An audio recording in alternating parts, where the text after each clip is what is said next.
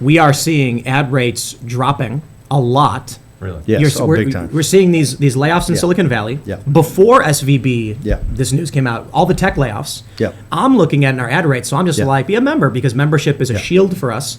And then with ads dropping the way they are this time of year, it feels like it's going to be a summer of very, very dark financial days. Now we're seeing this. Look, I don't want to say something that could precipitate it by encouraging people to panic or anything like that. I'm just saying, I agree with you that the world is, the Neo-Lib, neocon system is breaking apart. That means the night is always darkest before the dawn. I tell people to get some chickens and get some emergency food and learn how to take care of themselves. I tell people first thing is when a guy, look, this is madness. The economic system we have today is madness. When Biden sits there, as when you look at the depression of working class people in this country, and they come up this week, everything we've been talking about, and they come up with $6.8 trillion budget. Not one cut to one program. In fact, the rate of increase, I think, is almost 6%. A 5.2% pay increase for federal employees. And across the board, they have at their own calculation what $1.5 trillion deficits as far as the aggregate go. The $3 trillion taxes, which my recommendation is the House should meet tomorrow and Saturday. The Republicans, they should pass every tax increase they've got, all of them. Send it to the Schumer and the Democrats and dare them to pass it. You're going to see what phonies they are, because it's all their donors. All the big hedge fund guys are their donors. All the billionaires are their donors. Those billionaires hate MAGA. Right? Yeah. And by the way, Schumer had the guts to do it, which you wouldn't do it. Biden would veto it because it's all his sponsors. Bannon's all in on I the agree. foreign wealth tax. I'm not actually for I'm for repatriation. No, I'm for more than the wealth tax. When you have one for the wealth tax, I'm more than that. No, I want the repatriation. Look, when you have 1% of the people, citizens, own more assets than the bottom 90. That system can't sustain itself. Agreed. If the revolutionary generation came back, they would spit on the floor. They fought a revolution to get away from a landed aristocracy and the mercantilist system of the monopolies of the British East India Company and others like it. That's why John Adams and Sam Adams and Hancock were smugglers. The rest were smart lawyers. They said, we want our own deal. We're not going to do that.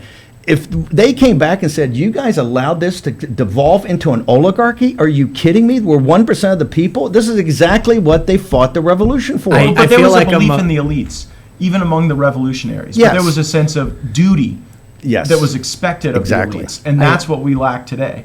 And I don't know how you reignite that sense of patriotism.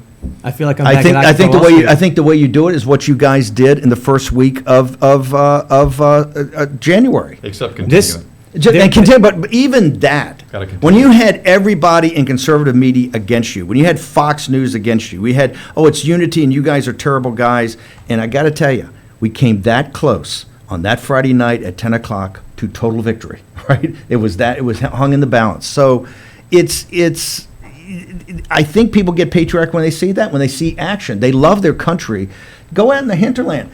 In your constituents, they're so far ahead of where we are. And it's not stupid. They understand the details. They understand what's going on because of shows like Tim Pool and so many other podcasts out there that get the information out to people, and they're hungry for information. They will immerse themselves. If you put up different links to go to, they will I give homework assignments over the weekend. People will read it and come back and will be informed, will be asking questions in the chat rooms, etc. So people want the patriotism, the DNA of our revolution is still with us. Right? It's still with us. Remember, there's only a third of the guys in the revolution on our side, right? There's a third Tories, a third of ourselves, and a third in the middle, like there always is, to say, I'm going to see how this thing plays out. That's the resilience of the country. The resilience, exactly. Is that they can take institutions over, but they can't really change that. People can step forward and do it, fix something when they're ready to do it. It sounds like Occupy Wall Street.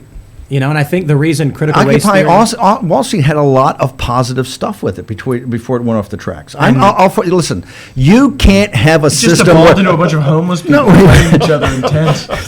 It turned into a hobo jungle. Yes. What were the good parts on that? The good parts is you can't have this concentration. Listen, Obama ran as an anti-war populist to defeat Hillary Clinton.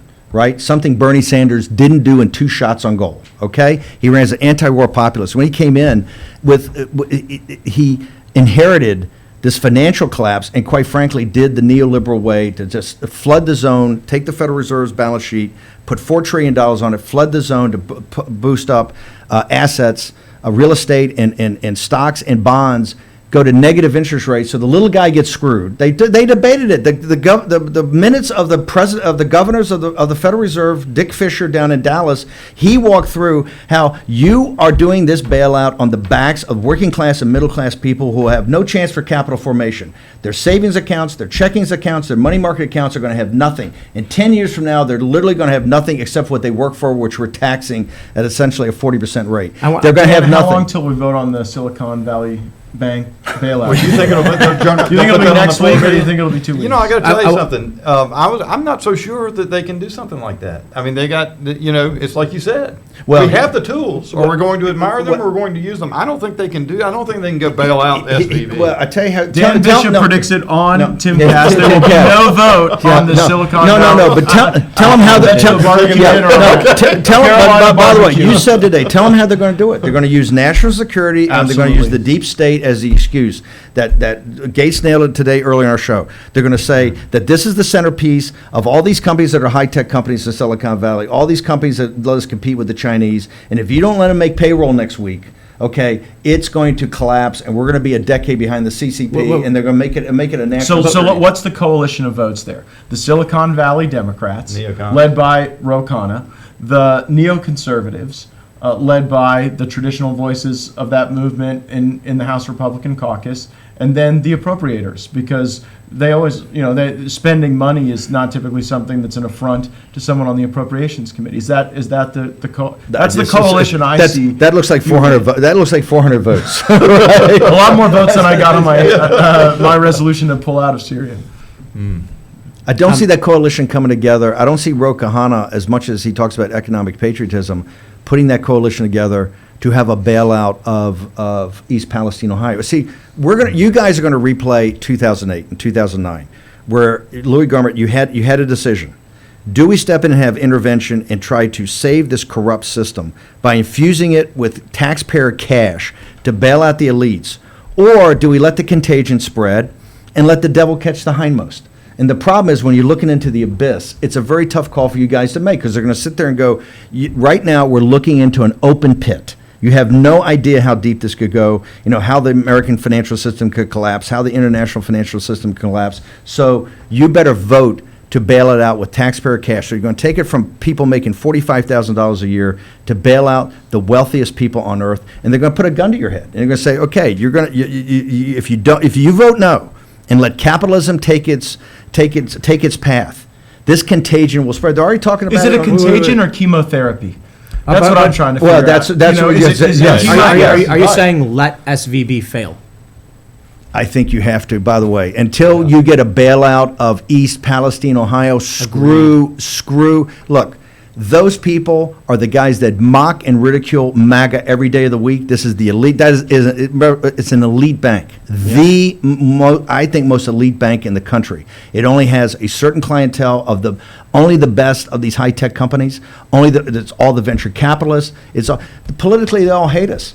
And they mock and ridicule the central part of this country. They're the coastal elites. Let their venture capital they got plenty of cash, plenty of capital. Let them go bail themselves out. Yeah. Physician, heal thyself. Do not come to us. When you have not, you sit there and you mock and ridicule East Palestine. You have some bogus a hearing where nothing gets settled, nothing gets sorted. Until East Palestine gets a bailout, there shouldn't be one frickin' penny given to anything in Silicon Valley. I agree.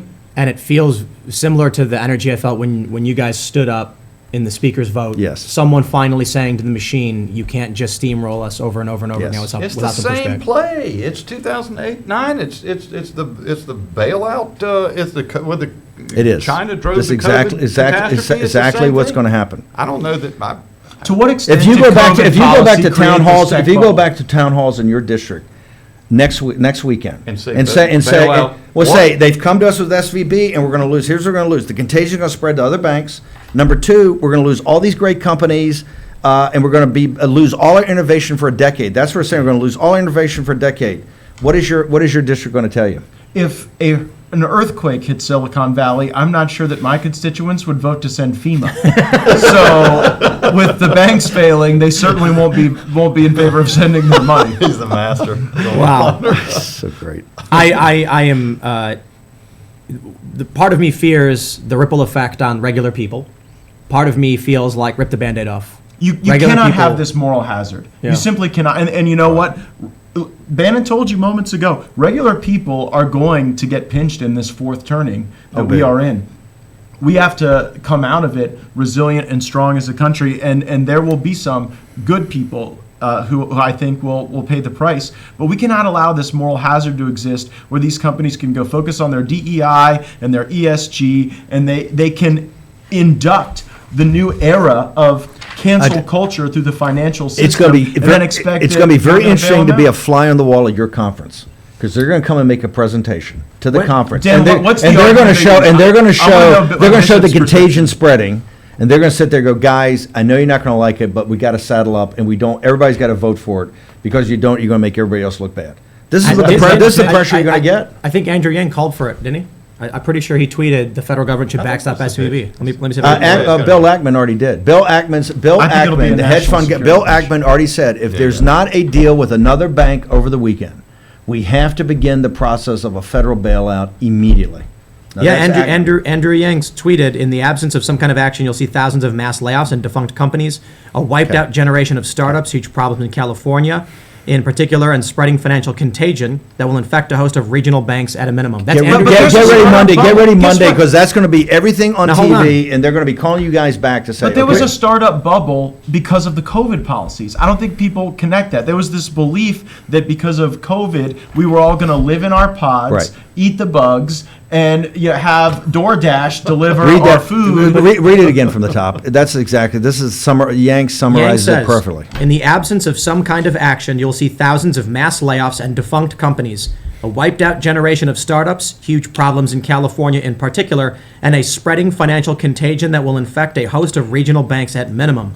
I'd just like to add, he says that, and I'm sort of feeling worried until he says huge problems in California in particular, and I'm like, well, I'm not sure I care all that much. I was going to say, I'm just not. I don't know how I go home and tell my folks in Union County, North Carolina, we got to save California. Silicon Valley. Silicon. A generation. Not even the Central Valley. A generation of tech companies. Contagion spread. It's all the narrative. Those are the building blocks of the narrative, and they're going to work it all weekend. The Sunday shows are going to all be about this. It's not going to be about the financial policies of Joe Biden and Powell and these radicals and incompetence that cause the collapse of Silicon Valley Bank, because that's what caused it. There'll be nothing about that. It'll all be about how we have to step in and bail this thing out. Thanks for watching this clip from the Timcast IRL podcast. Hang out with us live Monday through Friday at 8 p.m. and become a member over at timcast.com for uncensored, members-only shows exclusive. Thanks for hanging out, and we'll see you all next time.